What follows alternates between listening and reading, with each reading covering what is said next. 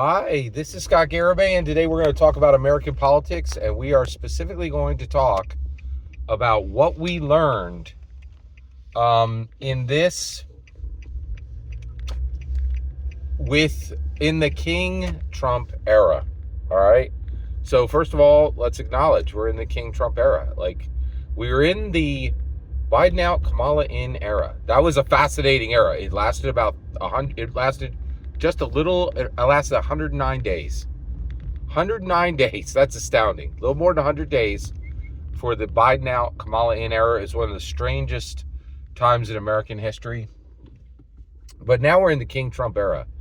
And I think that's the only way to really talk about him is he has really completely changed the game. He has completely changed the game. But the topic I want to talk about today is I want to talk about what we learned about Democrat voters and what we learned about Republican voters, because it is truly shocking. I have never seen anything like this. It is this shined a light on, and a lot of by the way, I've been listening to nothing but Democrat content right now, and the reason why is well, I saw Ben Shapiro. I've never seen Ben Shapiro for 5 minutes, but a buddy of mine, we went over his content. He had very good coverage, and one of them was like, had a cup that said leftist tears. And I have to say, I was really incredibly vexed by the terrible 2020 to 2024 experience I had. And there's a little bit of it as I want to see what they took away from this. But I'm very happy at this victory. It gives me solace and it gives me joy. There's just no ways around that. And there are a lot of people right now saying, hey, don't rub it in other people's faces. I get that.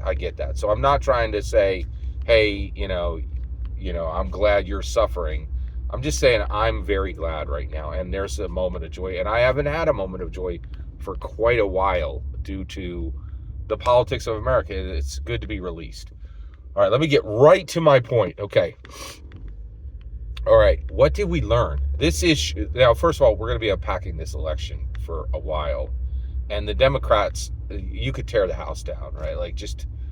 Knock it down to the studs, throw away every brick. The entire Democrat Party needs to be rebuilt from scratch. They don't need to keep anything, right? It's a teardown. It's a teardown. The Democrat Party right now is a complete teardown, right? And then rebuild up with new material, right? And the Republican Party, weirdly, maybe an even worse position in that it doesn't exist. There's only the Trump Party right now, right? And that's why I said King Trump. But let me stay hyper-focused. So what did we learn? We learned something very specific, okay? So let's talk about Republicans at the macro level. Let's talk about Democrats at the macro level. And we just found out who they are and who they're not, okay? So first of all, from a very practical demographics perspective, who likes the Democrats? Well, it's only one group of Americans. Just one group of Americans really likes at the macro level. This is at the 51% level. At the 51% level, who likes the Democrats? It's just one group of people. It is educated white urbans, people who live in the city, people who are highly educated, and people who are white, period. Educated white urbans. That's the only group.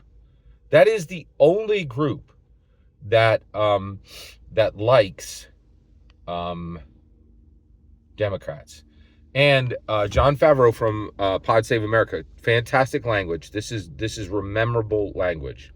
What did he say? He said, that is not, and here's his term. So here's what I'm saying. I'm saying that is not. Here is his term. A durable winning majority. A durable winning majority. And that's what Donald Trump has built. A durable winning majority. That's astounding, right? You can't take that for granted. That's pretty incredible. Again, that's why we're calling him King Trump. He is officially the second most important president. I don't want to say greatest, but it's George Washington and it's Trump. He changed politics forever, period. American politics. And frankly, I think he changed all politics forever, right? So let's get all the way. So So who likes Dems? Educated white urbans, period. That's it. You live in a city, you're white, and you're highly educated, you're a Democrat, period. And you were probably turned into a Democrat into when you went to get your degrees, right? And I got my degree in 1982. I'm sorry. I got my degree in 1992, and then I got a master's in 2005, right? And I can tell you right now, yes, a higher education absolutely turns people into liberals. There's no two ways about that. That's not debatable in my humble opinion. All right, okay. So what? And then what are Republicans? Literally everyone else. Literally everyone else. And what's really wild is that is a diverse, multi-ethnic coalition, which it's so flipped, right? Like the Democrats are truly a monolith, right? And the Republicans are a diverse, multi-ethnic coalition. And it's and this is what's coming out of this election, is that it's the exact opposite of what everybody expected. Now, that's not the part we learned, okay? So we learned something about Democrats and we learned something about Republicans at the 51% level. And let me get to it. All right. So each human, we see the shape of a human, right? We see the shape of a human through different attributes, okay? Knowledge, and this is one range of humanity. Knowledge, wisdom, self-awareness, okay? Republicans have low knowledge,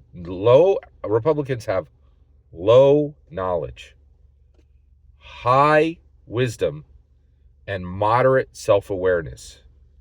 Here, listen to that again, okay? Republicans are low knowledge, high wisdom, and moderate self-awareness.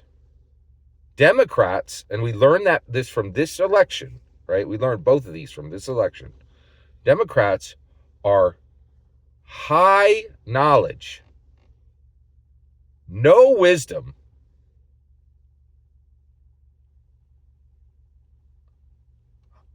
no, I'm going to change it. High knowledge, low wisdom, and no self-awareness. No self-awareness. And this is how every single podcast I watched was like, how did this happen? Every single one, right? How did this happen? Here's how this happened. The Democrats don't know who they are, and they have no hopes of knowing who anyone else is, right?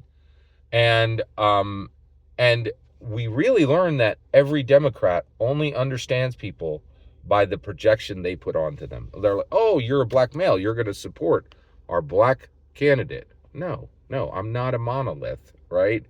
Oh, you're Hispanic, and Donald Trump is against immigration. You're ours. We can take you for granted. And they did. They put them in every poll. They just ate them up, just absorbed the entire block. They're like, oh, every Hispanic's going to vote for us, even though every trend has told us they won't, right? So Democrats do not know anyone because they don't know themselves. And their perception of everyone else is literally their projection of what those people are, despite mountains of data. Despite mountains of data. Despite mountains of data. Mountains. Did you catch that? Mountains of data. Right? Okay. All right. I'm getting there. Thanks for your patience. All right. Now, let's get all the way there. All right. This is important. We didn't know that Democrats don't know each other, don't know themselves. We didn't know that Democrats literally have no self-awareness. Democrats have no self-awareness, and this is critical to understand. This is absolutely critical to understand. How do we know that Democrats don't know who they are? They're saying it every day. They're like, I don't know who I am. They say it in a lot of different ways. But there's one very specific way where they're like, I'm really not certain of my own identity. I'm really not certain of my own identity. There's very distinct data that defines my identity. I'm not positive that applies to me. I don't know who I am. At really fundamental attributes, I don't know who I am, right? And I think that is, again, one of the reasons why they've absolutely been crushed in this election, right? Is they don't know who they are. They literally don't know who they are. And they say this very often. They're like, I need you to understand, I don't know who I am. And they do this in a lot of ways. One of them is they go to people to try to tell them who they are. They go to there are a ton of Democrats going to specific groups and specific experts and specific profiles of a person and saying, I need you to tell me who I am. And then those people are like, this is who you are. And then they're like, oh, okay, I now know who I am, but they may shift. That may shift. My identity is completely flexible. And even though I've been told who I am now, I didn't know who I was, though I had strong data about who I was. I didn't know who I was. I went to a group, they told me who I was, right? And now I could shift that tomorrow. So they don't have they literally have no self-awareness. And I think we have to understand this to understand who Democrats are, right? And why they're struggling so much, right? They're trying to say, hey, we should be able to rule you. We should be able to govern you. And people are looking back and saying, you don't even know who you are. You don't know who you are. Not a single attribute of you is settled, ever, right? I don't know if I can trust you because you are a shuffling deck of cards. I don't know where your attributes are. I don't know if anyone can trust you. And that's why we've arrived where we are right now. In my humble opinion, every single word you just heard is my humble opinion. The important part is when I get to hear your humble opinion, when you get in the comments and send your traffic. Please consider liking and subscribing, and have a fetch millennium.